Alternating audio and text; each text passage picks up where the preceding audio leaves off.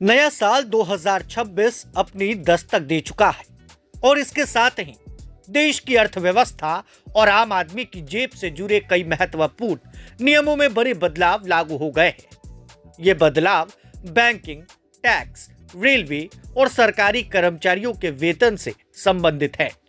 इन नियमों का सीधा असर आपकी वित्तीय योजना यानी कि फाइनेंशियल प्लानिंग पर पड़ेगा। ऐसे में आपके लिए यह जानना जरूरी है कि 1 जनवरी 2026 से क्या क्या बदला है और आगे क्या क्या बदलाव होने वाले हैं, ताकि समय रहते सही प्लानिंग कर सके। बैंकिंग क्षेत्र में एक क्रांतिकारी बदलाव 1 जनवरी से लागू हुआ। अब क्रेडिट ब्यूरो आपके क्रेडिट स्कोर को हर दिन 15 दिन के बजाय हर हफ्ते अपडेट करेंगे। यह उन लोगों के लिए बहुत फायदेमंद है जो लोग लोन या फिर क्रेडिट कार्ड के लिए आवेदन करने वाले हैं। जब आपके द्वारा किए गए लोन रीपेमेंट या फिर प्रीपेमेंट की जानकारी आपके स्कोर में बहुत तेजी से दिखाई देगी। इससे आपकी क्रेडिट प्रोफाइल अधिक सटीक रहेगी और बैंक आपकी वर्तमान वित्तीय स्थिति के आधार पर तेजी से निर्णय ले सकेंगे। वहीं सरकारी कर्मचारियों और पेंशन भोगियों के लिए 2026 एक बड़ी उम्मीद लेकर आया है। ऐतिहासिक रूप से एक नए वेतन आयोग का कार्यकाल पिछले आयोग की समाप्ति के अगले दिन से शुरू होता है। 7वें वेतन आयोग का कार्यकाल 31 दिसंबर 2025 को समाप्त हो चुका है, जिससे 8वें वेतन आयोग के लागू होने का मार्ग प्रशस्त हो गया है। वित्तीय सुरक्षा और पारदर्शिता को बढ़ावा देने के लिए सरकार ने पैन को आधार से लिंक करना अनिवार्य कर दिया। यदि आपने अभी तक यह प्रक्रिया पूरी नहीं की है तो आज से आपका पैन कार्ड निष्क्रिय इनऑपरेटिव हो सकता है। पैन के निष्क्रिय होने का मतलब है कि आप न केवल बैंकिंग लेन देन में परेशानी आ सकती है, बल्कि डीमैट खाता खोलने और प्रॉपर्टी खरीदने में अड़चन पैदा हो सकती है। टैक्स पेयर्स के लिए एक महत्वपूर्ण समय सीमा समाप्त हो गई है।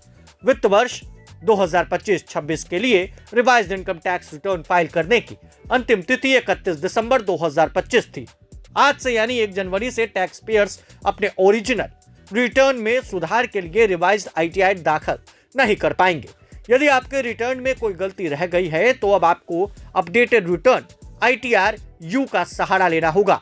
भारतीय रेलवे ने टिकट बुकिंग की प्रक्रिया को अधिक पारदर्शिता बनाने के लिए आधार ऑथेंटिकेट बुकिंग विंडो की शुरुआत की है। 5 जनवरी 2026 से जिन यूजर्स का प्रोफाइल आधार से वेरीफाइड है वो एडवांस रिजर्वेशन पीरियड के पहले दिन सुबह 8 बजे से शाम 4 बजे तक विशेष बुकिंग कर सकेंगे। 12 जनवरी 2026 से इस समय सीमा को बढ़ाकर रात 12 बजे तक कर दिया जाएगा। इस कदम का उद्देश्य फर्जी आईडी से होने वाली टिकटों की कालाबाजारी को रोकना और वास्तविक यात्रियों को कंफर्म टिकट उपलब्ध कराना है। LPG सिलेंडर की बात करें तो 1 जनवरी 2026 से 19 किलो वाले कमर्शियल गैस सिलेंडर की कीमतों में 111 रुपए तक की बढ़ोतरी कर दी गई है। दिल्ली में सिलेंडर अब 1580.50 रुपए से बढ़कर 1691.50 रुपए का हो गया है।